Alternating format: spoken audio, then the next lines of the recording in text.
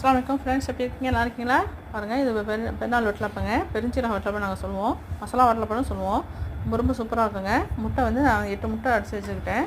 அப்போ வந்து 10 முந்திரி, 10 பாதாம், அப்புறம் வந்து பெருஞ்சீரகம் 2 மேசக்கண்டி போட்டிருக்கேங்க. போட்டு நல்லா மிக்சியில் அரைச்சிட்டு வந்துடணும். திக்காக பால் அரை மூடி தேங்காய் பால் எடுத்து வச்சுக்கணும்.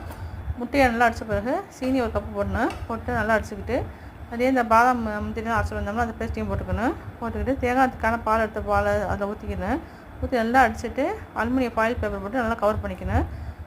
கவர் பண்ணிவிட்டு இட்லி பானையில் நடுப்புற கலவடையை வச்சு தண்ணி ஊற்றி நல்லா இட்லி பானையில் நல்லா மூடி போட்டு ஃபாயில் பேப்பரை போட்டு கவர் பண்ணி வச்சுட்டு 40 நிமிஷம் வேக விடணுங்க. வேக விட்டு எடுத்தாக்கா சூப்பரான வட்டலப்பம் ரெடி ஆகுங்க.